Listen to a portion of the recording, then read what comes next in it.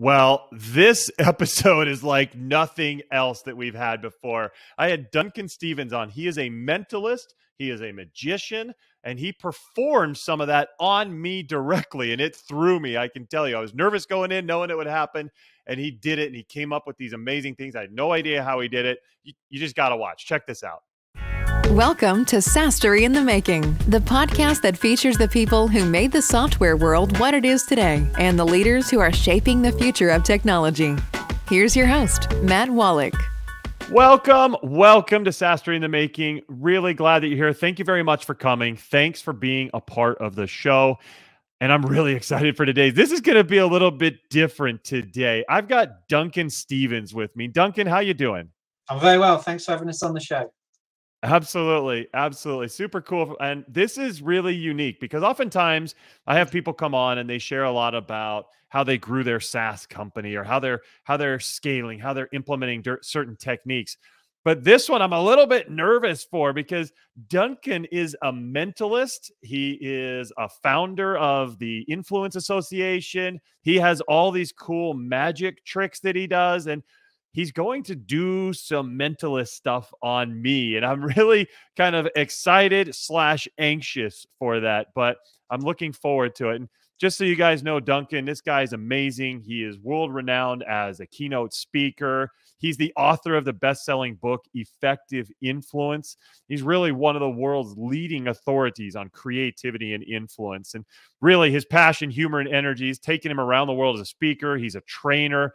And I talked about this mentalist thing that I'm a little bit nervous for, but he really tailors his content to every audience. So I think we're going to have a lot of fun today, and we're going to learn a lot about how we can use influence within our own day-to-day life. Once again, Duncan, thanks for coming on the show. Yeah, thanks for having us. No, thanks for that introduction. Yeah, a little bit over the top, but very nice. Well, I'm sorry. I definitely am excited, but I want to make sure that everybody knows that they are going to be having a lot of fun too. So tell me what's going on with you lately and what's coming up. So obviously the world is slowly opening up. So live events are slowly being put in the calendar, which is good for me. Still running through with virtual events, but they're kind of phasing out. I think everybody's in a bit of a limbo at the moment. So it's a interesting time. I'm doing a few virtual shows, but more so getting out there and doing live events, which is good as well. So yeah, I think the world is slowly opening up. There's still a bit hesitancy in probably every single one of those flags behind you. So that's what's happening in my world. Business getting back to business as normal, but not quite. Good. Yeah. And I'm kind of seeing that as well. It seems like everybody are kind of starting to get back to what was normal. We're starting to see trade shows and conferences, and you mentioned events. So tell us more about what you do when you go to these events and you speak. Is it companies hire you to be the keynote speaker and kind of share your knowledge? Is that what happens? Yeah. So obviously, like, people put on conferences where they're looking for something new, innovative, to kind of inspire. So it's all very nice having people within that organization, but when you get somebody outside of the organization with a different skill set to the norm, I think that's really what gives a little bit of a hook to people. It's a bit more intriguing because keynote speaking, that phrase, it can sound a little bit dull. Here we are, I'm the traditional keynote speaker. I'm just telling you facts, which, we've all been in those big conference rooms where we're nodding and wondering what's on the buffet menu later. But really, you want to be inspired and have some entertainment alongside it, an intelligent form of entertainment. I think that's kind of what's happening. And so I go out to conferences and also train people within sales teams who might look for different angles of approaching negotiations. But then equally, I've got the other side of stuff that I do, which is either the Influence Association, which takes a little bit of time, but more the mentalism shows, which I love to do even now, which is getting out there and performing pure entertainment, no fact, no waffle, just straight in there, lots of laughs, lots of fun, and really make people think, are we susceptible to influence? That's Yeah, that's incredible. I would definitely love to attend one of those shows. I'm sure it'd be incredibly amazing and fun and lively. But how did you get into all this? How did that come about that now you go out and teach people this or share this and do some of these fun shows? Yeah, so I think it's probably 4 stages, I suppose. So most people don't get past the first stage. And the first stage is not the same for everybody, but for me, it was working in a mundane job. I saw the sunrise and the sunset over a windmill in my hometown, and I was just doing an office job on that treadmill of life. And I thought to myself, there's got to be more to life than this, living for the weekend. And unfortunately, a lot of people do that. They don't really have the kahunas to go after what they love, which is a shame. It's a travesty, but that is the way the world is. So that was step one. What do I love to do? And if people take something from this, go after with what you love to do. And then following on from that, I decided, obviously, magic, mentalism, magic, I suppose not, but magic was the first. But magic is very linear. So if I was to, let's say, borrow £5 or $5 from you and change it into $10, you do that at 5-10 gigs a weekend. You do that over a 10-15 year period. That's going to be very boring. So why not flip it? Make it about you guys. Look at the influence and the persuasion, all the psychology that lies behind kind of magic, I suppose. So that was step two. And step three, I was then asked by a lot of people, how do I do it in terms of the more intelligent kind of thinking, not just what's the underpinning kind of mechanics of it, but is there genuine psychology behind it? And that's kind of where it all started from in terms of the speaking, the coaching, the training. So yeah. That's so cool. And then you started the Influence Association. Tell us about that. What exactly is that, and what led you to starting that? So I got asked to well, I was booked a few times to perform for a company which one of the things that they do is that they help organizations and brands around the world reach peak performance. So it might be as an example, a supermarket, how you lay out a supermarket to make people buy the most. I suppose that's not exactly what they do, but that kind of thing. Or equally, Sure. how you get high-performing athletes to give that extra 1%. What's the behavioral psychology behind that? So they started asking me my tricks of the trade, I suppose. But I didn't want to start designing offices, designing that stuff. I wanted to be with the people, the behavioral psychology. So I thought there was a bit of a niche for that, bit of a market for it, helping startup businesses, established businesses. And yeah, this is what we do. Occasionally, we run tests on our some of the people who have put their names down, happy to open themselves up to being tested on a grander scale. Yeah, and we just try and collate more insights into the field of influence and persuasion, really. So yeah. Really, really cool. And then you wrote the book, Effective Influence. What led you to write that? So I think you can always pick up lots of different influence techniques and strategies here, there, everywhere. But in reality, there's never a one-stop shop place that you can find this kind of stuff. Not only that, if I was to explain an influence technique, let's call it, to you, you might think to yourself, oh, I'd never be influenced by that. So I thought to myself, why not put it in a book and let's put a test out there to start off with. So let's do this, not a test per se, but as an example, if you were to take an elastic band and put it around your wrist, yeah, and you were to stretch that and it pings back on your wrist, yeah, that'd hurt, right? Yeah, for sure. So that would be equivalent to probably about 5 volts if you were to put it in a test. If you were to, let's say, test your strength of character on somebody else, so bear in mind that's 5 volts. For you to be able to do it to somebody else in just a test, would you be able to do 10 volts? Maybe, right? Yeah. Yeah. 20 volts? I don't know. I'm kind of a weenie. So I don't know if I would be able to. But so if you were to take that analogy and take it to, I don't know if you ever heard of the Milgram experiment. No. The Milgram experiment. It's Milgram was a psychologist who wanted to look at authority as an influence of persuasion, a principle of persuasion, should I say, where they had a teacher and a student. One of them was accomplice, i.e. the teacher, and in front of him he had a series of dials from 5 volts to 450 volts. Okay. This would then be connected. This would be connected through into another room, where there would be, in the other room there would be the actor or accomplice. They would have it supposedly linked to their wrist, as I just said, but the person who they were testing the experiment on was the person in front of these dials. Mm-hmm. So they would have to ask a series of questions. If they got a question wrong, which they would always do, the person in the other room, because they were pretending, they would have to issue a voltage shock. Does that make sense? Yes. Yeah? So let's say I asked the person, oh, what's, I don't know, the capital of Brazil? And they said Portugal, as an example. Of course, wrong.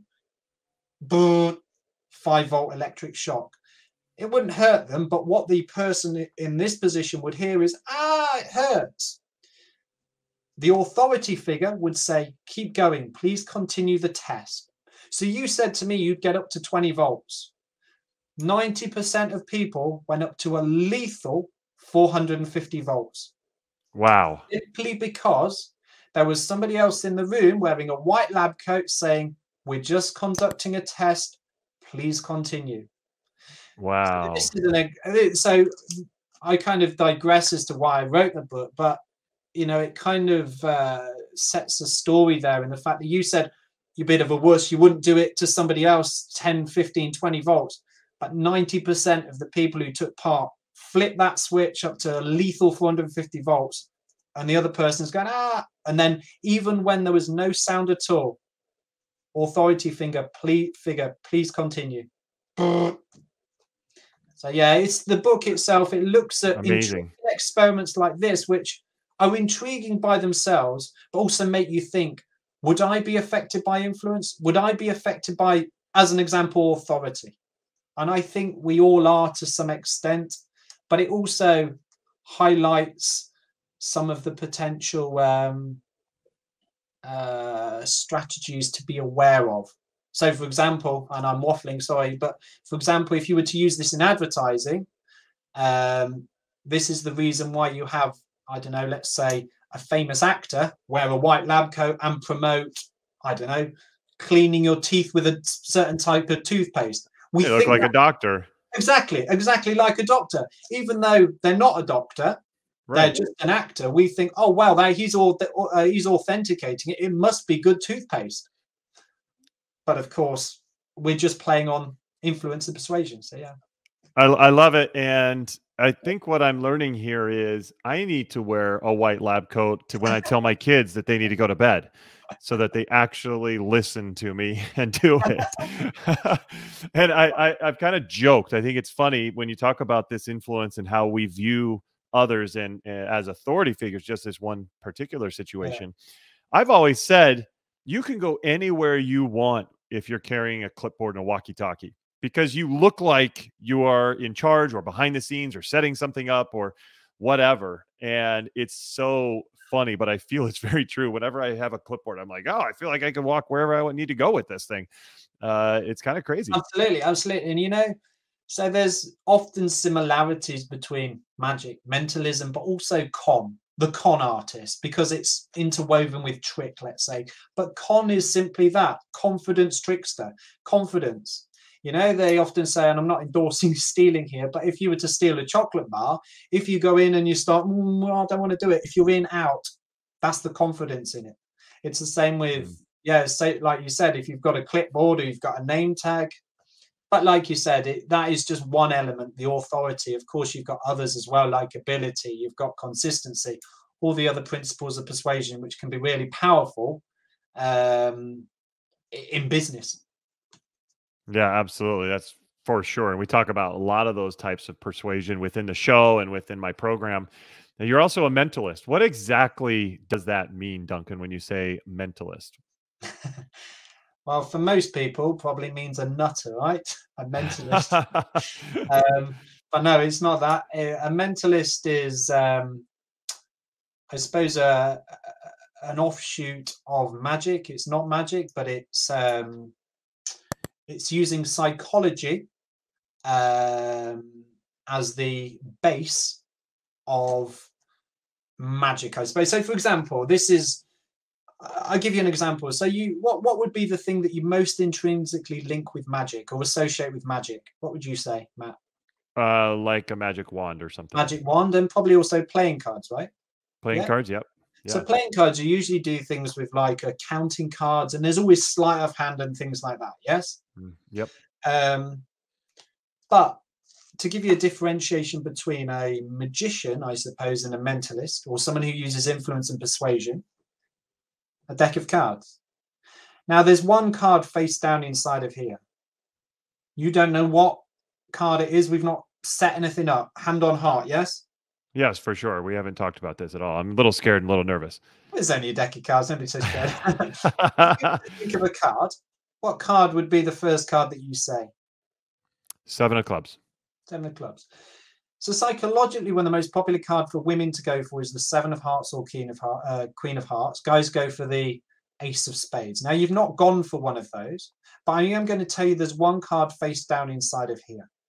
You can absolutely stick on your 7 of clubs, or you can change. What I don't want you to do is go away and think, I wish I'd stuck, or I wish I'd changed.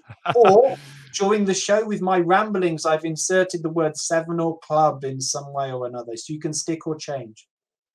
Well, it's kind of funny because when you first asked me, in my head, I had Ace of Spades. But I'm like, no, that's too obvious. Like everybody would say Ace of Spades. So I changed to something random, which was 7 of clubs. But I'll stick. Exactly. So one of the most with the psychology, one of the most predictable things about people is the fact they believe they're unpredictable, and by default makes them more predictable. So, for example, you did think, "Oh, I'm going to go with the Ace of Spades," but then you changed. But maybe I knew that you were going to do that, and therefore the second most common card is the 7 of clubs. But nonetheless, you're happy with the 7 of clubs, yes? Uh-oh. Now I'm a little nervous about it, Duncan. Yes, I'll stick with it anyway. 7 of clubs, yes. So I do this super slow, and I do this super fair.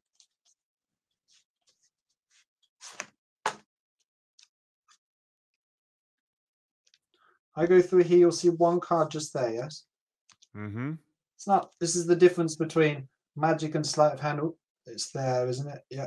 So there's 7 of clubs, yes? Yes. I don't know. Maybe. No way. Are you kidding me? What? Are you serious? Oh, okay. If you're listening on the podcast, you got to stop right now and go look at the video over at tips.mattwolach.com because holy cow, he just pulled this. I can't even believe it, Duncan. That was amazing. But there we are essentially, without to degrade it, it's just 1 in 52. It's just 1 in 52. What if you were to open up your mind and think of anything in the world? Yeah. So what I want you to do is think of the first thing that comes to mind. What would you say? Purple elephant. Purple elephant. If you think of another thing, what would come to mind? Hockey stick. Hockey stick. Yeah. Perfect. So again, we've not set anything up, but what I want you to do now is go right to the back of your mind. Reach into the back of your mind and just take a moment, close your eyes, and just think of a really quirky, weird something. Let me know when you've got something and bring that to the front of your mind. Don't say it. You've got something? I have it. Yes. Okay, open up your eyes. Open up your eyes. Perfect. So, you've got something in mind, yes? Yes. You've not said this before. You've not written it down, no? Cool. No. Let's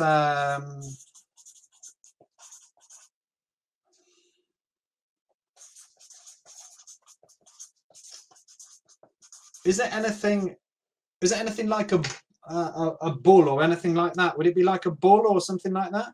If you were to be specific, it's like a bull. Specifically, what have you just thought of? You changed your mind a couple of times. What have you been thinking of? Well, I did change my mind. Say it out loud. Say the first thing or the second thing or both? The thing that you've brought to the back of your mind, to the front of your mind, that you've had your eyes closed. I'm committed here. Go ahead. Okay. Well, it was a monkey. It was a Peruvian monkey. A Peruvian monkey? Uh-huh. Something in Peru. I put this. You'll see it's fairly pretty accurate. I put this. What? No. How did you? No. There's no No, way. Peruvian Okay. monkey, a Peruvian sports animal. I was a bit intrigued. But Peruvian sports animals, what where I did that Googled. come Here's from? what Where did it come from? Where did it come from? What made you think of that? I wanted. Something crazy. He said, get crazy, get weird, get Amazing, something amazing, random. And I started to think of random things. amazing. Wow, good imagination, creative imagination. So yeah, Yeah. Peruvian sports animal. I Good. did Peruvian sports animal. And what happened was a bull came up because you said a bull. Cool. And I'm like, no, that's bullfighting. That's mean. I don't want to talk about bullfighting on the show. Some people might hate that. And I switched to a monkey. Okay, And got you, got you, got you. so Amazing, amazing. you're So amazing. yeah, that's so. Thank you. So that's kind of what a bit of an insight into what a mentalist does. It's a bit more psychological based. Incredible. I think it's super cool. Now, how can people take this and apply this? Like, so a lot of people that listen to the show are trying to grow their company, are trying to do a lot of sales. How can they apply some of these influence tactics into their sales process? So I think I could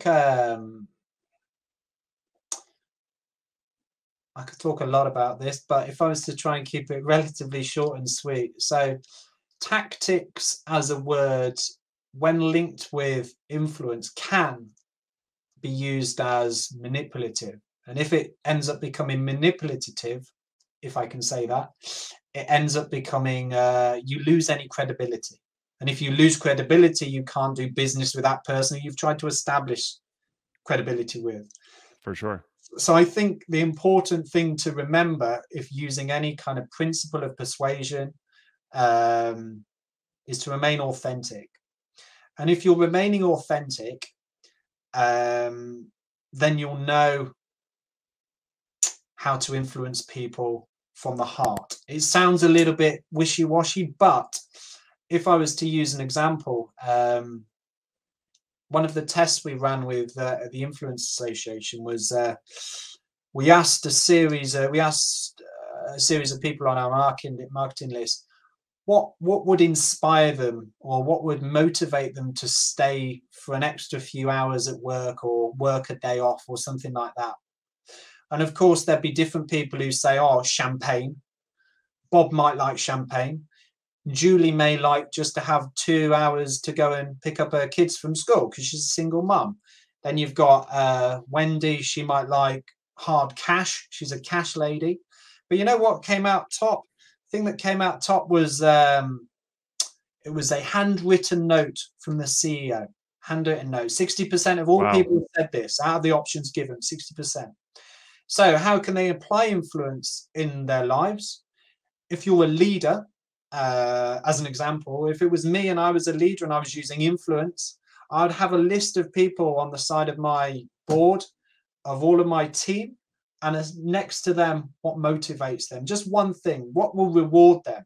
If you have that, and it's not just, oh, I'm going to give Wendy a bottle of champagne, because Wendy might she might not drink alcohol. She might be a single mum who wants to go and pick up her kids from school.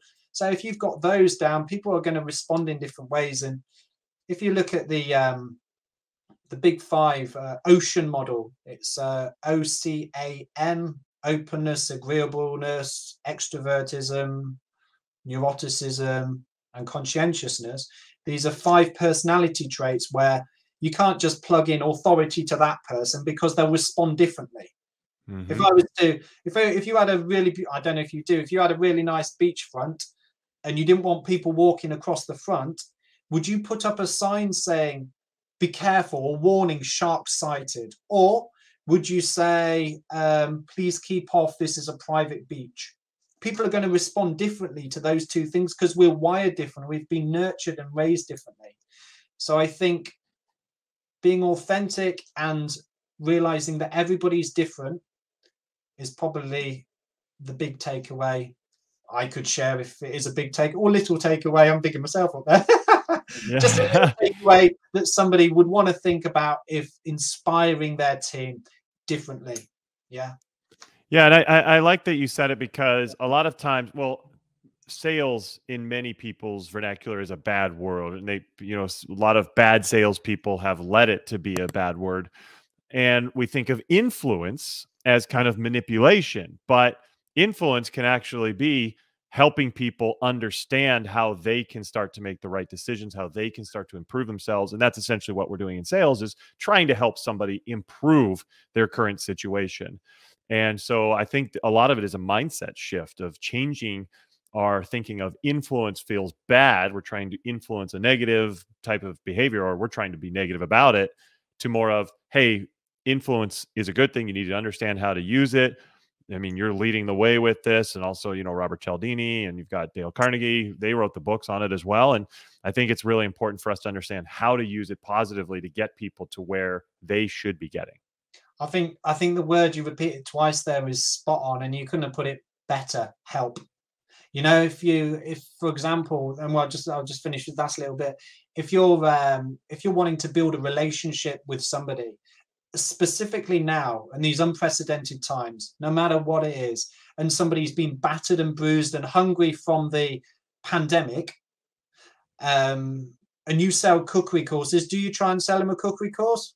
No, you don't. You probably put your arm around and give them a bit of food, make them feel good, welcome, comfortable, and only then do you start talking to them about what next. If you do that and you build that collaboration, or you build that relationship with help in mind, authenticity in mind, then these people will go on to form your tribe, form your unit, and be your massive supporters of you. So absolutely use influence however you want, but in your mind, make sure it's with that help you're wanting to. Because if you do, even if it was reciprocity, you're going to take somebody a cup of coffee because they're thirsty in the morning. Don't go in there thinking, well, I'm going to give this person a cup of coffee because I'm going to want something back. No. If you go in it with authenticity, because I want to be a good person, you're absolutely right. They'll help you, you'll help them. And together, that's how people succeed in collaboration, isn't it? Yeah, it absolutely is. That's what it's all about. That's something that we really push when we're coaching and helping people, is you've got to make sure you're focused on them and how they are going to achieve success, how they are going to be helped and get better, more than what's in it for you. And I think that's really what it's all about. Yeah, definitely. I love it. Well, Duncan, this has been amazing. You've definitely gotten me with your awesome mentalist-ism, however you're calling it, but it was so cool. I love it. The experiments were great. And I've really learned a lot. So I want to make sure people can get in touch with you if needed. How can our audience learn more about what you're doing? Have a look at me, Duncan Stevens. I'm on the website. I'm on the social media, LinkedIn. You can check me out there, Duncan Stevens. A little bit on Instagram, but that's for the young people. And we'll put all that in the show notes as well, so everybody can find him there. DuncanStevens.com, I believe, is where it's at. But super cool, Duncan. Thank you so much for coming on the show. Thanks for having me. It's been a pleasure. Thanks so much, Matt. Absolutely. And everybody out there, thank you for coming. Hope you enjoyed it. Hope you got a lot out of it. Make sure you're subscribed to the show. Lots of amazing people coming up in the next couple of weeks. You're really going to want to make sure you're there for that. So hit the subscribe button. And then if you like this, hit a like, and make sure that you comment on anything that you saw value in or you have questions on. I'll be there to answer those comments for you. Thank you for coming, and we will see you next time. Take care.